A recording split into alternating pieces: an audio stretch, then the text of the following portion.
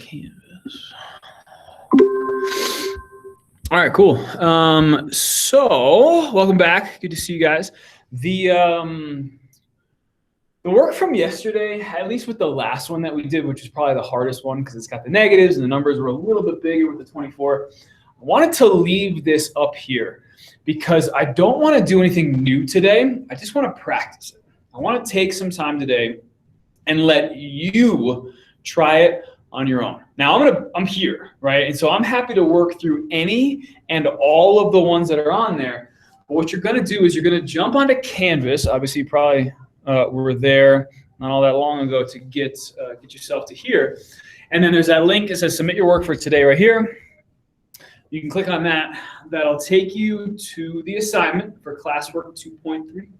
We did classwork 2.3 last week. All right, so this is called this 2.3B.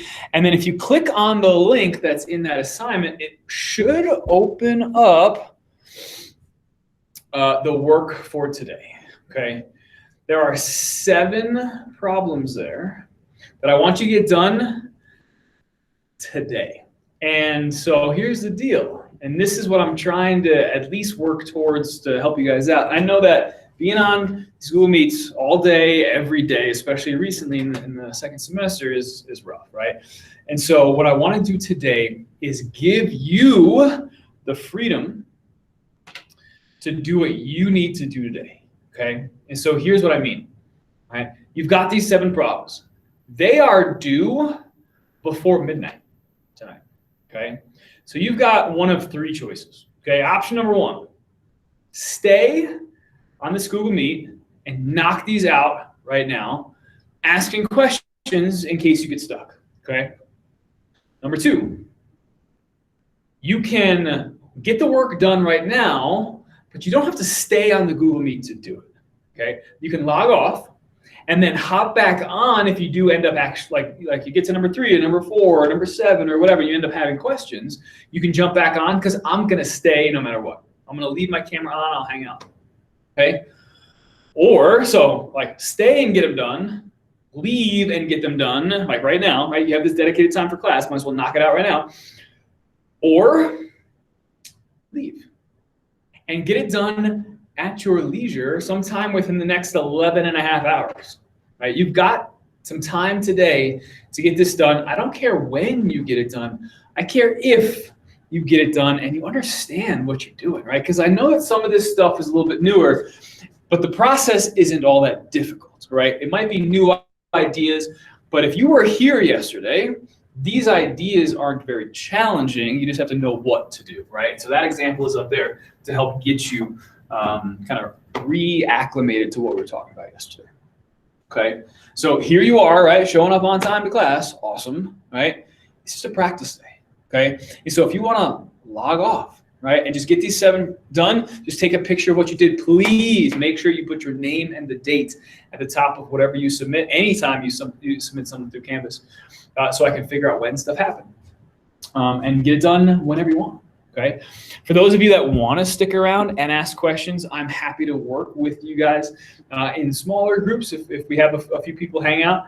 I've basically been doing this all day with all my classes, getting you guys just a time to work, right? Because watching me do it, great, but doing it yourself is the only way you'll actually learn how to do this, okay? That's it, okay? I'm happy to work through, like, Rosie, I forget, can you show me the first one? Okay, cool, we'll do it together for those of us that want to stick around, okay? Or you get to number 5 and you can't figure out what number, I got to add to B and multiply to A times C and you can't figure out what numbers work. I'm happy to kind of walk you through, okay? So individual questions or bigger group questions, awesome. For those of you that want to hang out, stay. Those of you that want to log off, I will see you tomorrow. Now, the only thing you have to remember is that tomorrow's schedule is a little bit different because we've got that homeroom, right? So I'm going to see you all for homeroom during 4th, after 4th, which is at 11, okay? And then I will see you again back here at 12:30, okay? That'll be tomorrow. So 11 for homeroom. I will put the link to the homeroom Google Meet right on the announcement for today, or for tomorrow, excuse me. So check your Algebra 2 Canvas spot for the link for homeroom for 11 o'clock. and then we'll come back again at 12:30. Okay, so stick around if you want. Otherwise, I will see you at 11 tomorrow for homeroom, and then again at 12:30 for class. Cool? Questions? Sound good. Sweet. If you're leaving, see ya. If you're sticking around, awesome. Stick around, and I'll help you with whatever you need. Hey, Rosie. Yeah. Mr. Oh, I was just gonna say, do you think we could do like maybe one of them together, or like? Absolutely. I Okay. was thinking of doing at least the first one together, and then maybe jumping a little bit further down to maybe a more challenging one. Because like the first one and the second one are pretty similar, but you know, you get to something like, no, let me open it up. Like number 4, number 5, you start to deal with some negatives. I'm happy to do. Yeah, I would like if we could do that. Yeah, sounds good.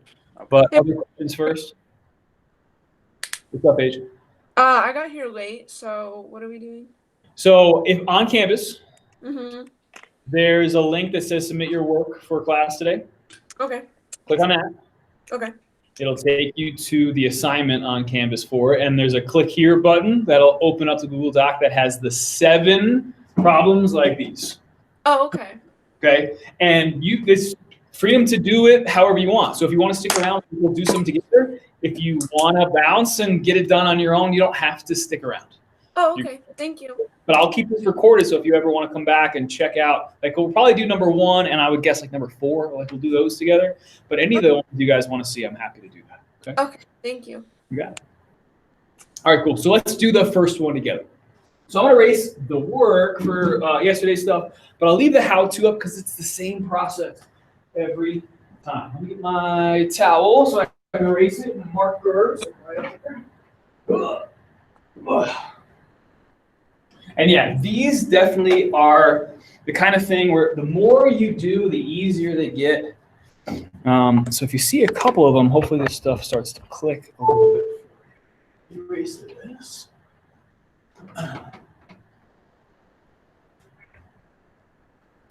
All right. Number 1. Let's do it together. Let me pull it up. Classwork. 2.3b. All right. Number 1. X squared plus 6x plus 8. Right? And all I want to try to do with that is factor. I just want to rewrite it so it looks like this. I don't care about necessarily solving anything yet. So I'm not getting to like x equals. I just want to make it look like it's in factored form rather than standard form. And I'm dropping the f of x, the g of x part now. I don't really need that. I just got to focus on the quadratic. Are you able to point the screen a little to the left? For sure. Thank you. Like that? Yeah. Better? Okay. Let me slide. I'll just slide the camera over too, so it's a little bit more centered up. Okay, cool. All right, so x squared plus 6x plus 8. Let me pin me. Maybe I can see a little better. Oh, there we go. Now I can see. Okay. All right, so the idea is to figure out, all right, do I have what I need, right? Do I have it in the right order? The x squared first, then the x, then the number. Okay, good. And is a, that number in front of x squared, is that invisible 1? If it is, we're good to go. And we're set up, all of these are all set up correctly. So we know we're good to go. And so what I like to do to make sure I've got all the right numbers in the right spot, kind of come off on the side, and I'm going to write down, okay, A equals, B equals, and C equals, just to make sure I know what my numbers are, so I can put them in the right spot. Because if you mess up the numbers, maybe it won't work. Maybe you pick the wrong numbers, that won't work out, right? So A is definitely 1, because it's just x squared. So if we don't write the number, it's just a 1. B is the number in front of x, right? Keeping track of the sign that goes with it. So a positive 6, okay, cool. So B is 6, right? C, again, positive 8, so just 8. Okay, and if I know that A is 1, B is 6, and C is 8, what I'm going to try to figure out is whether or not I can factor it really nicely, where I'm only using nice numbers, no decimals, no fractions, nothing like that.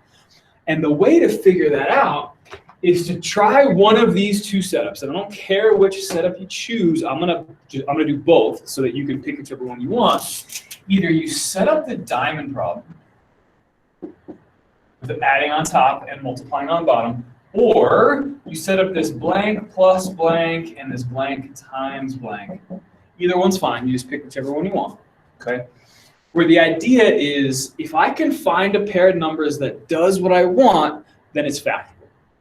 If I can't, then it's not, okay? But like I said yesterday, if I ask you to factor, it's factorable.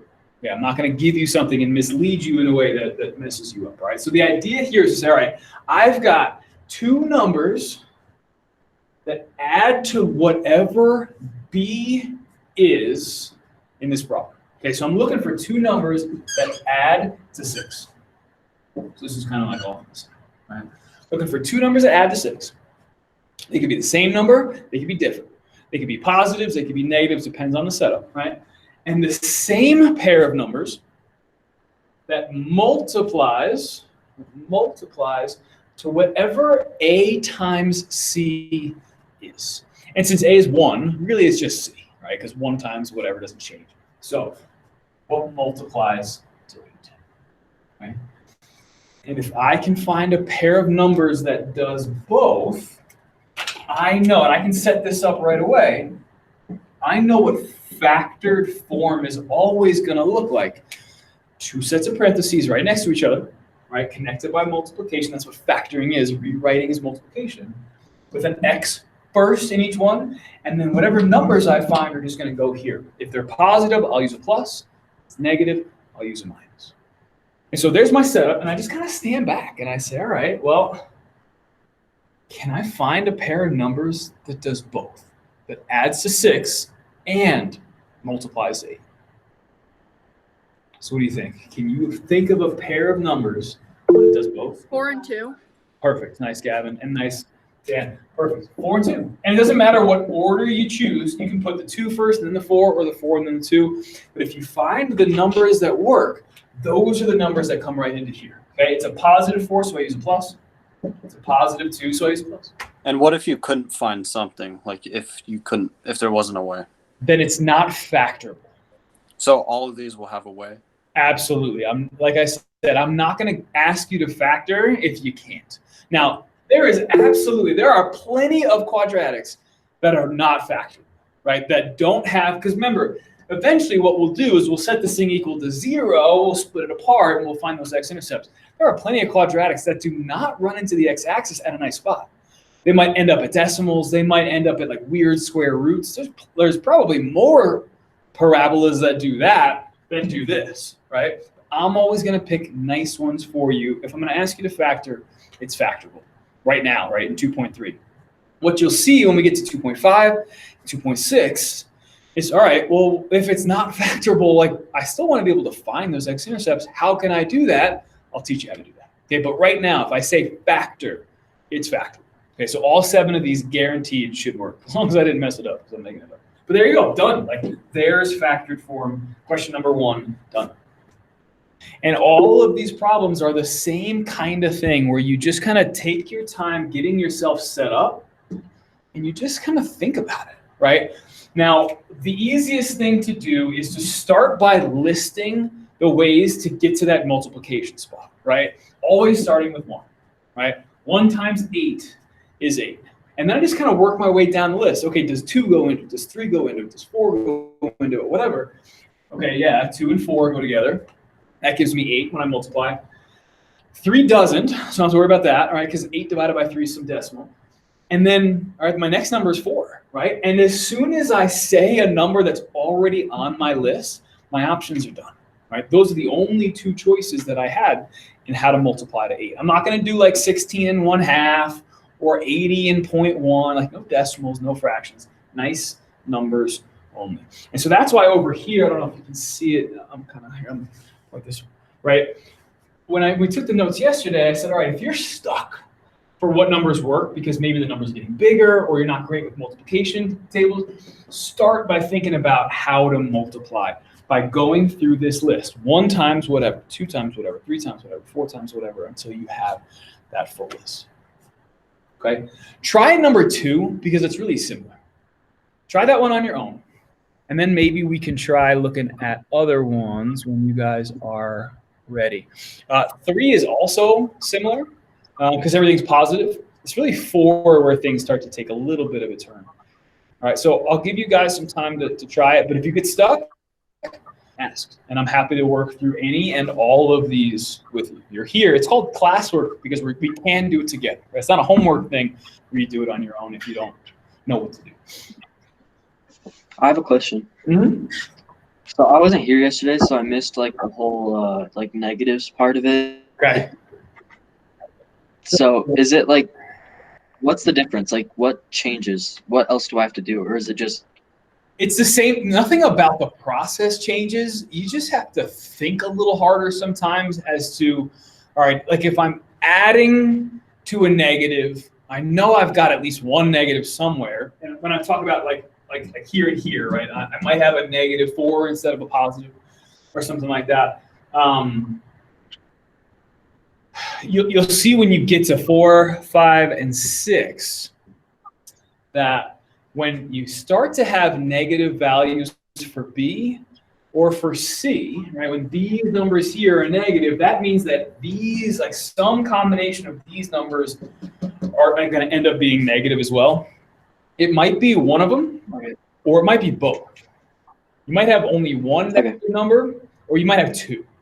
Now, the time when you're only going to have one negative is when C is negative, because that's what we're multiplying to, right? And so, because if I'm going to multiply two numbers together and I get something negative, one of them's positive and the other one's negative, right?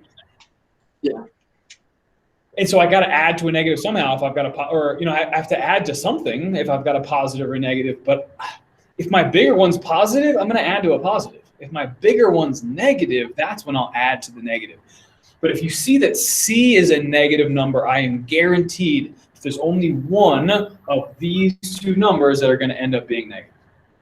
But it is possible that both of these numbers are negative, right? This could have been -4 and -2. And those would have added to -6, right? And we would have seen that here. We would have seen that right in here, that we had a negative show up. But if both of your numbers are negative, like our answer, right? The numbers that are going to end up in the factors, if both of those are negative, remember, if you multiply two negatives together, right, C is going to end up being positive again. So that's kind of the tricky part of this is like, okay, where's my negative? All right, if I have at least a negative somewhere, I know I've got at least one negative number, but are they both negative or is it just one? Right? And you have to kind of think about when that's going to happen. Well, if C is negative, then only one of them is negative. If C is positive, then both of them are negative, right? Because I have to multiply them together to get back to the positive. Rosie, do you think you could do 4 with us? Yes, for sure. That's the one I definitely wanted to do. 3 and 2 hopefully worked out pretty nicely, right? Because everything's positive, so you never have to worry about any negatives. But yeah, I will definitely do number 4. I'll erase this. For the like the multiplication thing, is it B on top and A and C on bottom, or is it? Because that tells blurry. So over here, and so the notes from yesterday, I took pictures of them and I put them on yesterday's announcement. So if you did miss class, open up those sets of notes. It's got the 2 we did together to kind of set everything up. Like number 1 and number 2 is just kind of a setup for how we figured this whole thing out. And then 3, 4, and 5 is us working through 3 problems together. So you can kind of see how the setup is B on top that we're adding to, and then A times C on the bottom. But again, A is just 1, so really it's just going to be C. The only reason, and I said this yesterday, the only reason why I put A times C instead of just C is because later on, like we're going to make this like 2x squared or 4x squared or -3x squared, and this process changes a little bit, but it's still what adds to B and multiplies to A times C, still kind of the same mindset. So, all right, I'm going to erase number 1. We'll jump to number 4. If you're not there yet, but you want to follow along, just kind of pause what you're doing, leave whatever space it takes for you to get these problems done. The nice part about these is they all kind of take up the same amount of space and it takes the same amount of work. So you know what kind of space to leave. I'll probably left some of this, but I'll just erase it again. Number 4. First time we start to see some negatives, so this is where our thought process we just kind of slow it down for a second and make sure we understand what kind of numbers we're going to have to deal with. All right, so x squared plus 4x minus 12. Cool. And if I'm asking you to factor, it's definitely factorable. And so the nice thing to do to make sure your numbers are correct is to come off the side and say, okay, A equals B equals, and C equals, and if we're doing it today, A is definitely 1, right? And not for a while. I won't change that up on us until at least next week. I might come back to that towards the end. I want to make sure you can factor these more than anything. Okay, B is a number in front of X because it's a plus 4X. I just put the 4. I don't have to worry about the X part, it's just the number. And C is the number at the end, and because it's a minus 12, I gotta keep track of that sign as I think about these numbers. So I'm gonna put a negative 12 when I write that down. Okay. Sweet. All right, now I just get myself set up either using the diamond or the blanks. I don't care which one you do. I'm gonna do both, so that whoever is looking at one can look at the one they care about. So here's my setup. Blank, times blank. I put the little plus on top and the times on the bottom so I remember which one is which. I'll turn it this way a little bit. You don't have to, but it always helps me remember which one is which. I was kind of struggled with diamond problems early on. Okay, cool. And so here's my setup, right? 2 numbers that add to B. All right, so that's 4. So I want to add up to 4. And the same pair of numbers, and they could be the same numbers or they could be different. They just have to be the same pair that does both. That multiplies to A times C. Well, A is 1, so really just C. So I want to multiply to negative 12. And now you might know what it is just by looking, but maybe you don't. And so when you're struggling to come up with this, because I think this is the hardest part, right? To figure out what pair of numbers does both. When I get myself stuck, I always think about the multiplication part first. And I don't even care about the negative aspect of this yet. But what I do know is that if I'm multiplying to a negative, one's going to be positive and one's going to be negative. I just don't know which one yet, okay? But I think about how to multiply to 12, and kind of off on the side again, I'm going to write a list of pairs of numbers that multiply nicely to 12, okay? And I always start with 1. Because sometimes that's going to be the answer. It might be 1 times 12, right? Maybe that's the pair that we're looking for, okay? So to figure out how to multiply to 12, I can take out my calculator. And maybe you know your multiplication tables really well with numbers that are smaller, but as numbers get bigger, you might want to use this idea.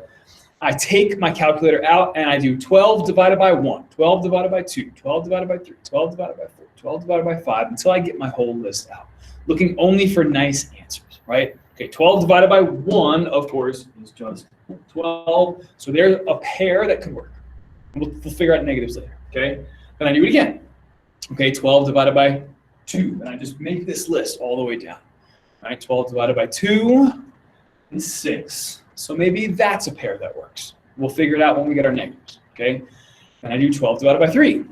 And 12 divided by 3 is 4. Right, and you can see that my smaller numbers are going on the left, my bigger numbers are going on the right. Okay, nice. So 1 worked, 2 worked, and 3 worked. Good. My next number is 4. And that number's already on this list, which means my list is done. Okay, I don't have to worry about 5 or 7 or 8 or 9 or 10 or 11. I know that they're not going to work because 1 and 2 and 3, and then my next number is 4. My list wraps around, I've got my whole list. Okay. Now that I've got my kind of starting point, now I can start to think about what spot or spots my negatives are going to have to go into to make the signs work the way that I want. And so this is kind of the mindset that you have to have going into this.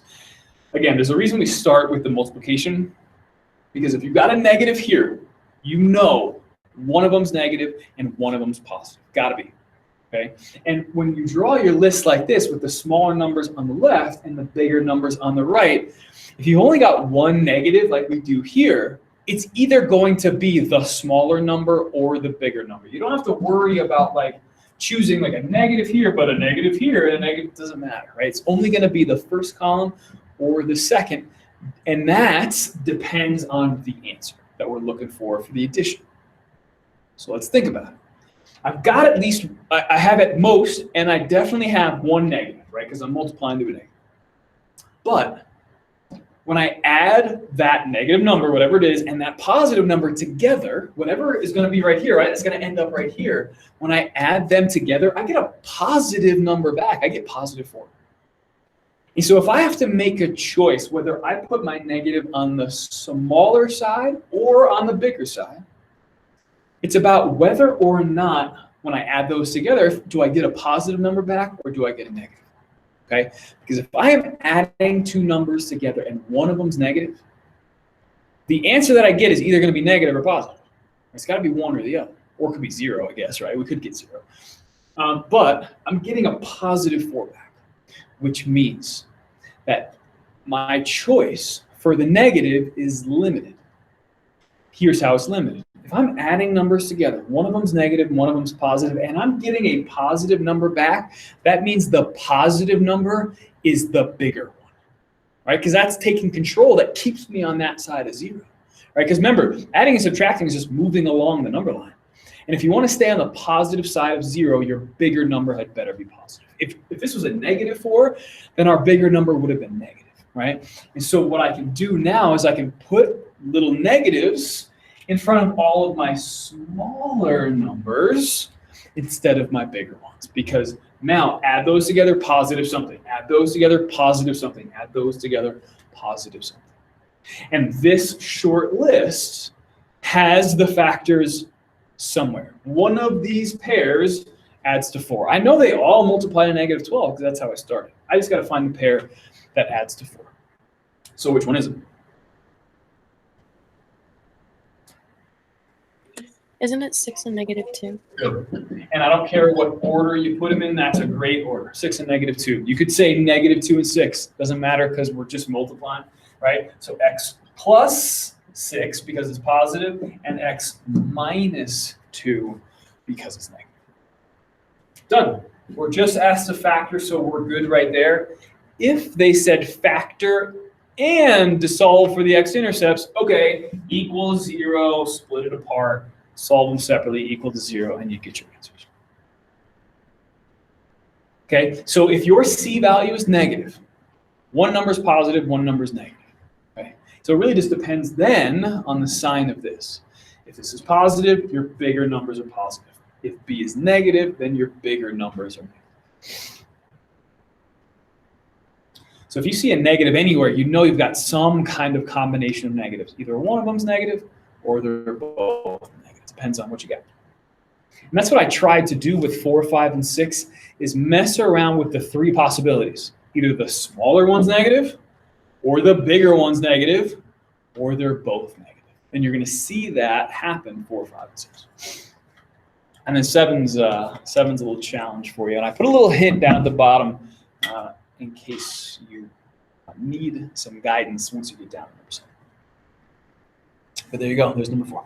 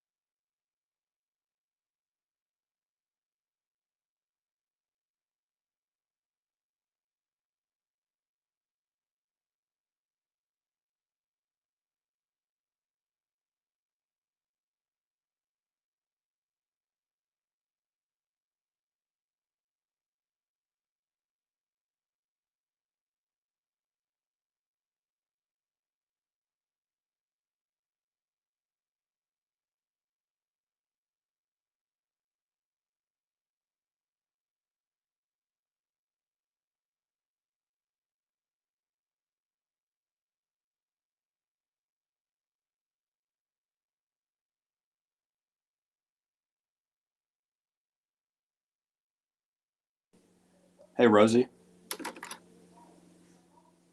Yeah. So I did 1 through 6, but now for number 7, since it's x squared minus 9, so there's no c. It's not that there's no c. Remember, c is the number that's all by itself without an x, and that -9 doesn't have an x attached to it, right? So a is 1 because we just have the x squared. Right. C is -9. It's the b that we're missing, right? So when we try to think about, because it's got to be some kind of number, like it's still quadratic. There's a number for all 3 of them. What number should we put for b if that number is going to make things disappear, like to make x go away? Either 0 or 1. And remember, though, if it's a 1, it's gonna be there still, like that x or that x squared would be there. We just wouldn't write the number, so it's 0. B in that case is actually 0 because it's like there's this plus 0x that's hidden that disappears because 0 is nothing, right? 0 means literally nothing. And so it makes terms like that go away. And so when you set this up and you try to think about, all right, 2 numbers that are going to add up to b, well, if I'm going to try to add to b, I'm adding to 0. And we can do that, all right? I can take 2 numbers and add to 0. I just want to think of a pair of numbers that adds to 0, but also multiplies to -9.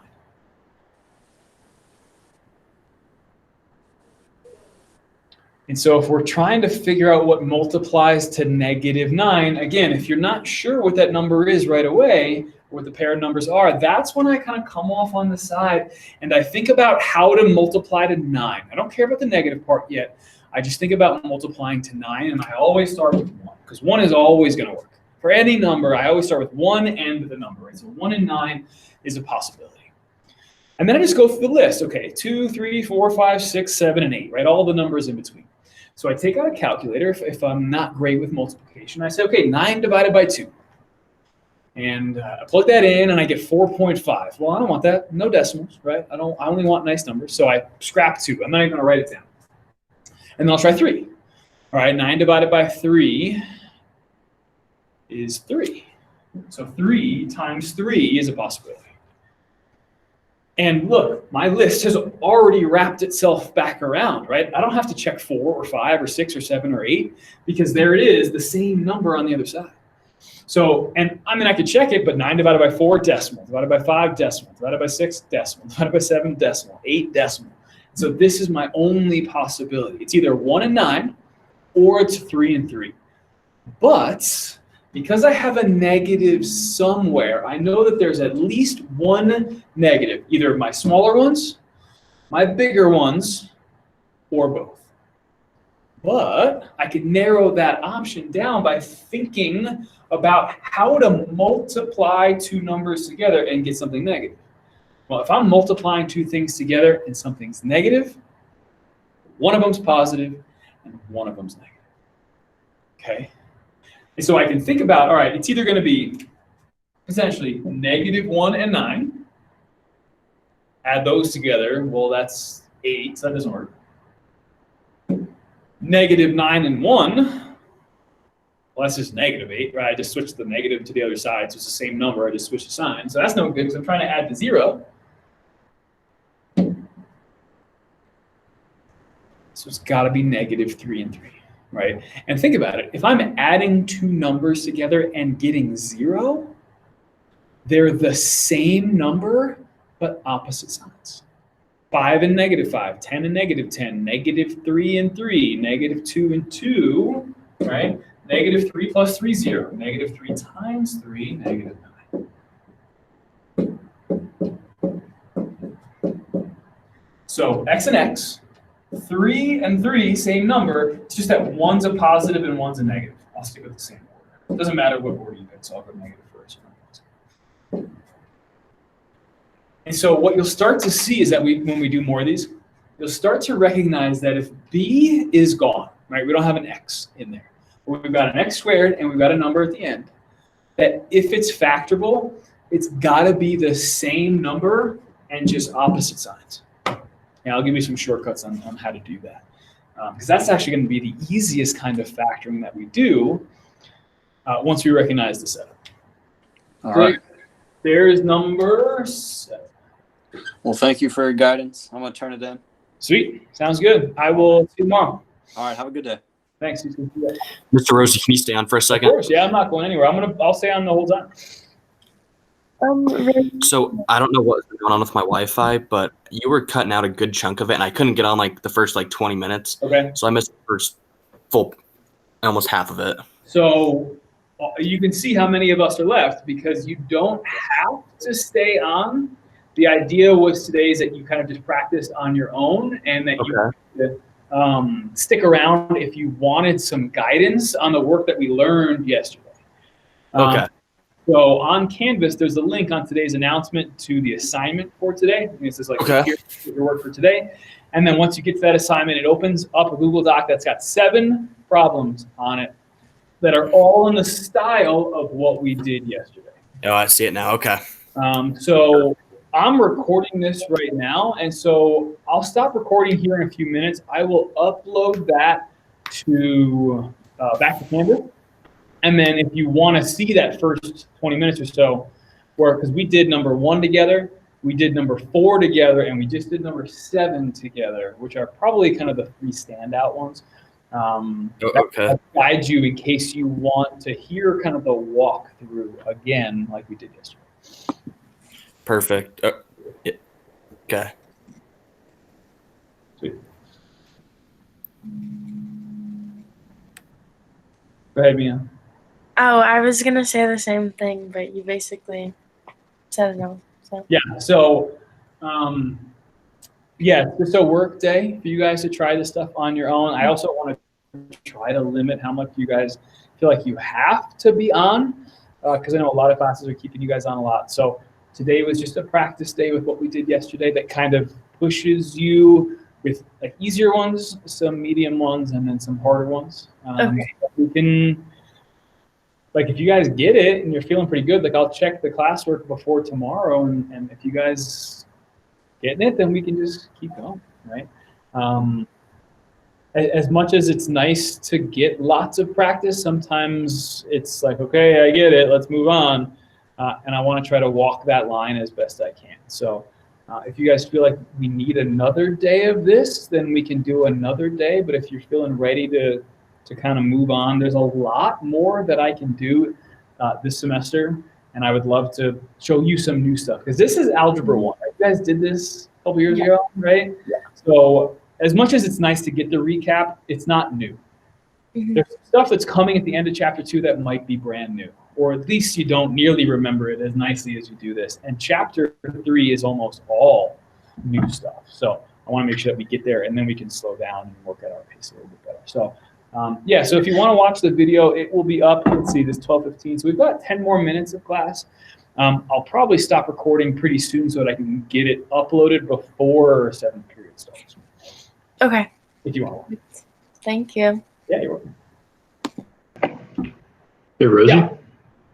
Hey, I just had a quick question on number 3. Mm-hmm. Would you just be able to like the answer? Because I'm not sure if it's x plus 8 and x plus 2, or if it's the 2 4s.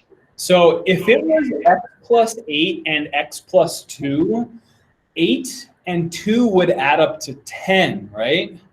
Oh, right. But b isn't 10, it's 8.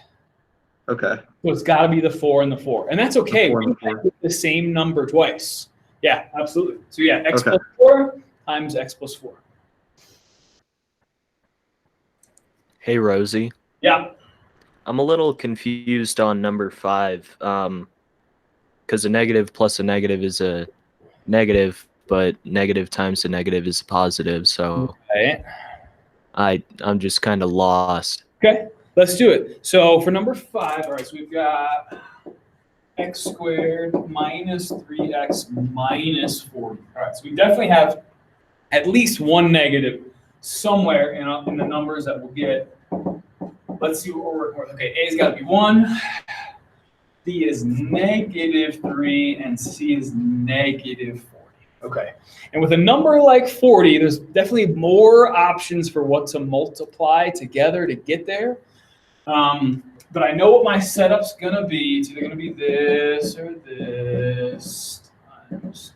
And I know my answer's gonna look like this. Like I can get kind of the bare bones of this setup without actually doing any work yet. Add, multiply, okay. So we wanna add to -3 and multiply to -40, okay. If we are multiplying to a negative, we always start with the multiplying. If you're multiplying to a negative, one of them is negative and the other one's positive, right? If your signs are different, that's how we get negatives when we're multiplying. So when I make this list eventually over here on how to multiply to 40, only one of the columns will have the negatives in it, not both. Does that make sense? Yeah. Okay, cool. So now I just make my list, right? And I always start with 1, right? And the number. So 1 times 40. And I'll figure out the negatives later. And then I just start, like, I jump into my calculator or into my head, and I think about, okay, does 2 go in evenly? Does 3 go in evenly? Does 4, 5, 6, all the way through? And so I do, in my head or in my calculator, 40 divided by 2, or like 2 times what is 40? And that's 20. So there's a possibility. I think about 3. 3 doesn't work, so I skip it. 4 works though. 40 divided by 4 is 10, so 4 times 10 is 40. Divided by 5 works. 5 times 8. So 1 works, 2 works, 3 doesn't, so I skip it. 4 works, 5 works, 6 doesn't. 6 doesn't go in evenly. 7 doesn't, right? Because you get a decimal when you do 40 divided by 6 or 40 divided by 7. The next number is 8. It's already on my list, so I know my list is done. Okay, so I've got 4 possibilities for my numbers that go together. Now I just think about where the negative should go. And again, because I'm multiplying to a negative, either the smaller one's negative or the bigger one's negative. To figure out which one, that's where I finally get B involved. Like B is like the last thing I think about. And because I want to add these 2 numbers together and get a negative back, then the bigger one is the negative, right? Because if I'm adding stuff together, one's positive, one negative, whichever one's bigger is going to be the sign of the one that's left. So I know that my bigger column, so the column on the right, is where the negatives are going to go.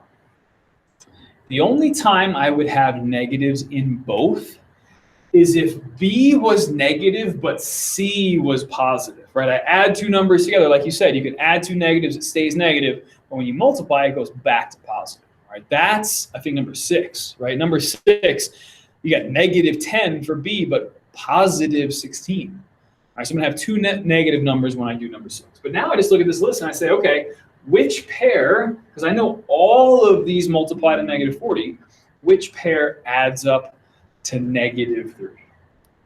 It would be -8 and 5. There I you go. just had a one-track mind with the negatives. There you go. Thank you. Yep, no problem.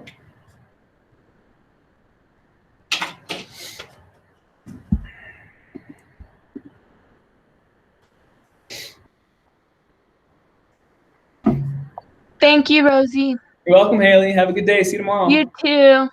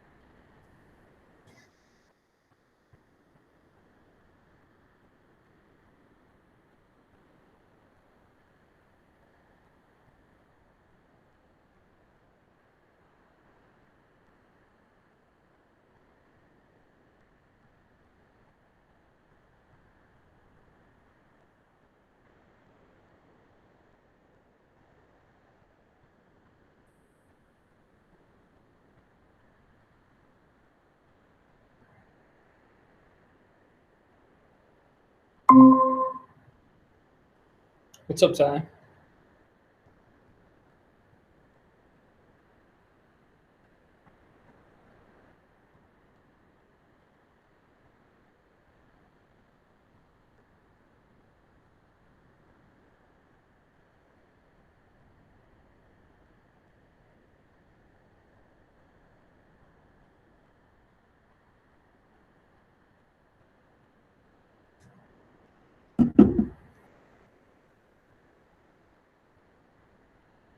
All right, last couple minutes in case you guys have any questions.